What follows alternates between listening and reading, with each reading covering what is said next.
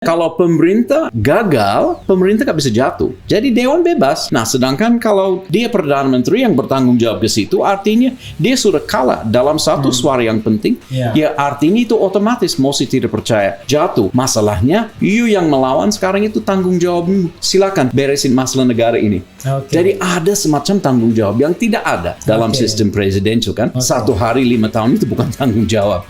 Jadi tiap hari ada. Jadi saya rasa di dalam dinamika itu menjadi semacam masalah. Jadi seringkali dalam sistem presidensial, presiden frustrasi, akhirnya dia cuma sepihak bubarkan dewan supaya dia berkuasa mutlak karena merasa selalu dikekang. Atau kalau masih berjalan, ini Tom and Jerry selama 5 tahun.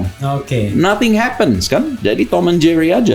Jadi sulit mengegolkan sesuatu. Tapi dari segi krisis konstitusi yang sepertinya selalu muncul, kalau orang teriak-teriak turunin presiden, pemakzulan, itu sebetulnya krisis konstitusi. Bukan hanya krisis pemerintah. Jadi biasanya yang diteriakin sebetulnya jatuhkan dia selaku kepala pemerintah. Tapi karena kepala dia pemerintahan itu yang real kebijakan. Itu kan real. Nah, problemnya karena dia masih rangkap jabatan, memang itu menjadikan semua. Nah, itu lebih berbahaya.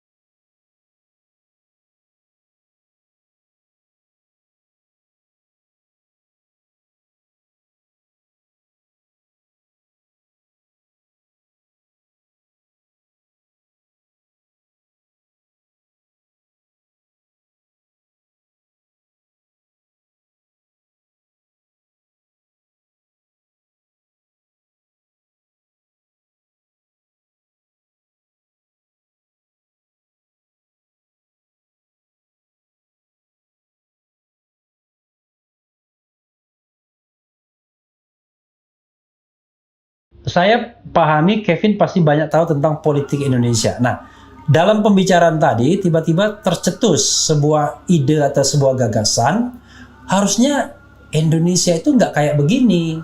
Harusnya dipisahkan antara kepala negara di tangan presiden dan kepala pemerintahan. Konsep yang begini ini ibaratnya tidak kompatibel lah, atau apapun argumentasinya. Bisa dijelaskan lebih detail, Kevin, soal itu? Ya, saya juga sudah lama merenung dan berpikir bagaimana amanat dalam pembukaan konstitusi, khususnya negara adil dan makmur. Bagaimana sistem pemerintahan apa yang lebih cepat mengantarkan semua negara menjadi adil makmur. Yang saya lihat, jadi saya perbandingan beberapa sistem pemerintahan. Sistem di mana presiden maksudnya Perdana Menteri. Jadi kepala negara, kepala pemerintah itu satu orang. Dan itu dipilih, itu di satu kelompok. Terus di kelompok lain ada pemisahan. Jadi kepala negara dan ada kepala pemerintah. Kepala pemerintah itu bertanggung jawab ke parlemen, ke DPR-nya. Nah, terus kira-kira di antara banyak negara, sekitar 100 negara saya perbandingkan, siapa yang menjadi adil makmur. Nah, dari kelompok ini ada 5. Contohnya hanya 5. Kelompok 5 itu siapa aja? Jadi ada Chili, Amerika Siprus, Argentina, Uruguay. Itu yang dianggap lumayan. Ya, dan adil makmur itu kan ada tolak ukur. Jadi apakah masyarakatnya fully free? Jadi artinya negara demokratis benar. Kemudian dari segi makmur, apakah rakyatnya menikmati very high level of human development? Jadi tingkat pembangunan manusia yang tinggi. Itu baru makmur. Nah, jadi harus mencapai keduanya. Baru bisa disebut negara adil makmur. Jadi di segi ini ada 5. Jadi adil dan makmur itu tidak hanya soal ekonomi tapi juga soal politik. Jadi harus kan adil kan. Adil bukan ekonomi, adil semuanya. Terus dari segini sudah ada 35 negara yang sudah saya catat di sini. Terutama negara-negara Eropa Barat. Jadi, tidak hanya, jadi ada Eropa Barat dan negara Eropa baru yang merdeka dari komunisme hanya 30 tahun lalu. Di Asia ada beberapa, Jepang, Korea, Taiwan. Terus negara ex-jajahan tanahan seperti Australia, Selandia, dan Kanada. Jadi mereka sudah berhasil menjadi adil makmur. Jadi cukup banyak di sini. Di sini dikit. Cuma 5. Jadi Pancasila. Dan saya coba berpikir, kira-kira apakah ini kebetulan atau ada semacam sebab akibat. Oke. Nah itu saya betul-betul mulai coba renung dan dalami. Dan saya rasa memang ada semacam sebab akibat. Ada kelemahan yang, karena saya suka lihat dari perspektif integritas, sistem integritas. Saya lihat di sini ada semacam moral hazard atau retak integritas dalam sistem di mana Perdana Menteri dipilih. Integritas ya? Ya, retak integritas. Luar biasa, saya sendiri nggak pernah dengar itu istilah itu, retak integritas. Moral hazard malah dengar, silakan. Jadi semacam begitu. Nah problemnya, kalau di sistem seperti kelompok ini kan, jadi Perdana Menteri dipilih, jadi Presiden Raja itu nggak usah ditanggapin. Yang kita lihat, kepala pemerintah, dia bagaimana dipilih. Apakah dia dipilih dan bertanggung jawab ke rakyat langsung, atau dia dipilih dan bertanggung jawab ke parlemen. Nah, yang kelompok sini ada problem. Tiap kali ada masalah negara yang selalu disalahkan presiden. Tetapi apakah dia memang bersalah? Nah, saya coba lihat beberapa contoh. Jadi tiap kali lihat orang selalu kaget di sini. Nah, saya coba lihat kira-kira apakah ini kebetulan atau ada sebab akibat. Nah, terus waktu saya coba renung lagi, saya ingat masa sistem di Amerika Serikat. Ini kan pakai sistem begini kan, yang salah satu dari 5. Nah, saya ingat waktu Global Financial Crisis, Presiden Republikan, Senat Republikan, Demokrat Republikan, hanya ada 2 partai. Pasti alhamdulillah mereka bisa menghadapi darurat bangsa. Nampaknya tidak. Tidak. Jadi selalu menjadi musuh dalam selimut. Alasannya tidak ada tanggung jawab dari parlemen. Karena yang selalu disalahkan presiden. Nah, terus 2 tahun kemudian Obama menang. Demokrat di Gedung Putih, Demokrat berkuasa Senat, Demokrat berkuasa di Dewan DPR, Demokrat semua. Pasti dia bisa ngegolkan agenda kesehatan yang sudah dijanjikan. Ternyata tidak mudah. Tidak, bahkan itu hanya terjadi waktu lame duck. Jadi waktu Republikan sudah menang pemilu tengah waktu, tapi belum menjabat. Jadi waktu itu, jadi DPR demisioner boleh disebut, baru itu lolos semua. Jadi sulit. Nah, saya juga ingat di Indonesia dulu, sekitar tahun 2012, ada kasus harga minyak selangit. BBM. Harga minyak naik, terus jelas BBM juga terpengaruh kan. Tapi harga minyak naik, minyak mentah naik. Terus presiden waktu itu, yang sudah berkuasa berapa, 70% dari kursi kan, bilang kita harus menyesuaikan ini supaya tidak ada dampak kepada kelangsungan atau keamanan APBN. Karena banyak subsidi BBM. Jadi kita harus kurangin BBM karena harga minyak sudah selangit. Apa yang terjadi? Partai di dalam pemerintah menyeberang. Gagasannya gagal, terus 6 bulan lagi defisitnya membludak. Tapi yang disalahkan siapa? Presiden. Padahal sebetulnya siapa yang bertanggung jawab? Karena tidak ada konsekuensi. DPR, ya? Kalau pemerintah gagal, pemerintah nggak bisa jatuh. Jadi Dewan bebas. Nah, sedangkan kalau dia Perdana Menteri yang bertanggung jawab ke situ, artinya dia sudah kalah dalam satu suara yang penting. Ya artinya itu otomatis mosi tidak percaya jatuh. Masalahnya, you yang melawan sekarang itu tanggung jawabmu. Silakan beresin masalah negara ini.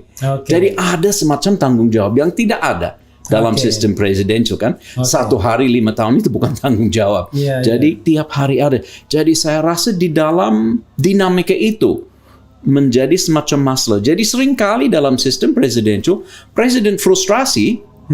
Akhirnya dia cuma sepihak bubarkan dewan supaya dia berkuasa mutlak karena merasa selalu dikekang. Atau kalau masih berjalan, ini Tom and Jerry selama 5 tahun. Nothing happens kan? Jadi Tom and Jerry aja. Jadi sulit mengegolkan sesuatu. Jadi saya rasa kalau ini dipisahkan, presiden aman. Boleh dipilih, mau dijadi raja, mau diturunkan. Nampaknya tidak ada korelasi antara negara yang kepala negara ini dipilih, ditunjuk atau diwarisi. Sepanjang dia cuma kepala negara ya? Kepala pemerintah yang kunci. Jadi kepala pemerintah. Jadi buat saya, seperti yang dulu kita punya pada zaman dulu, ada 2 posisi. Cuma proses itu berubah tahun 59. Waktu itu dikawinkan sampai sekarang. Jadi dulu dipisahkan dan gonta-ganti pemerintah nggak apa-apa, negara aman. Karena presiden bisa berdiri di atas dan bisa menjadi perantara yang baik. Atau misalnya kita lihat Thailand ya. Thailand bolak-balik pergantian pemerintahan, Tetapi dalam sisi ekonomi dia lebih baik dari kita terus, dari Indonesia ya. Dan secara lepas dari permainan militer yang seringkali mengganggu konstitusionalitas. Tapi dari segi krisis konstitusi yang sepertinya selalu muncul kalau orang teriak-teriak turunin presiden, pemakzulan, itu sebetulnya krisis konstitusi, bukan hanya krisis pemerintah.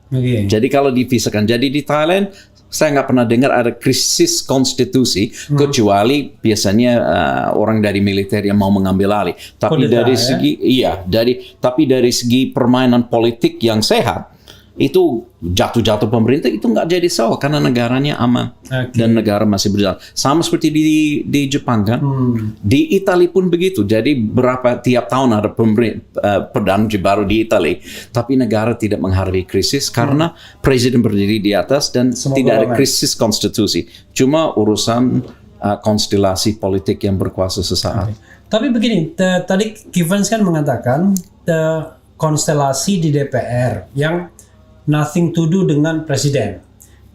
Jadi DPR membuat sebuah kebijakan, presidennya disandra, kira-kira begitu. Presiden harus tanggung jawab. Tapi kan dalam konteks Indonesia hari ini, presiden dan DPR kan sejalan, along with mereka. Mereka bersama-sama. Kenapa ada persoalan apa? Artinya semua kebijakan bisa di-endorse oleh DPR sekarang. Pertanggungan jawabnya dari mana? Mana garis pertanggungan jawab? Karena semua disatukan kan. Jadi kalau itu kan hari ini, siapa tahu besok. Jadi kalau besok menjadi masalah, ya tiba-tiba jadi krisis konstitusi. Jadi hari ini syukur-syukur masih jalan dengan baik. Tapi kita nggak bisa bilang itu normal atau abadi. Dan kita masih ingat pengalaman SBY dulu kan, berkuasa berapa? Hampir 80% dari kursi dewan juga. Waktu harus ambil keputusan yang jelas tidak akan populer, tidak koalisinya sebetulnya sangat lemah kan. Sangat besar jumlahnya, tapi jadi mereka bisa pindah karena tidak ada konsekuensi. Presiden nggak jatuh, cuma agak dilemahkan kekuatan keperkasannya dalam untuk mengambil keputusan. Sepertinya kalau itu bertanggung jawab di dalam dewan langsung. Karena dia nggak bisa dijatuhkan. Itu bedanya. Nah, yang menarik kan di Indonesia ini, kalau di dalam sistem pemerintahan parlementer, orang biasa saja menuntut Perdana Menteri itu turun. Perdana Menteri dijatuhkan, Perdana Menteri mosi tidak percaya. Tapi mengapa di Indonesia kok sepertinya tabu?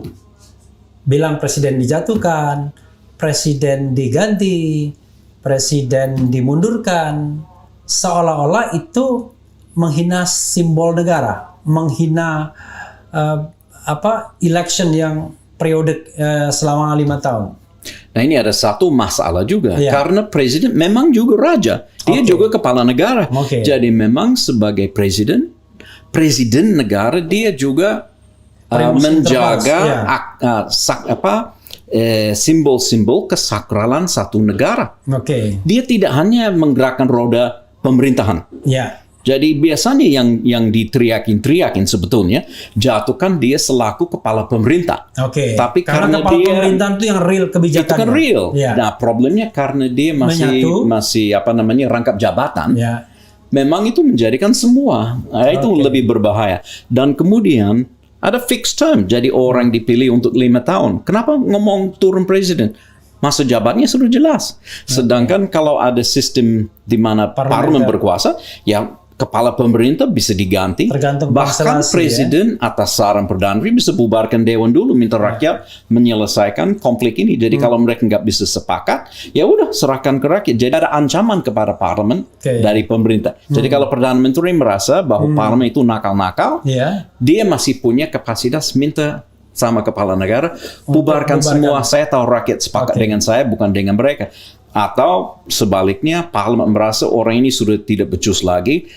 Koalisi-koalisiannya takut karena merasa akan jatuh bersama, jadi mereka pindah. Lagi ada pemimpin baru. Tapi negaranya berdiri tegak karena presiden nyaman.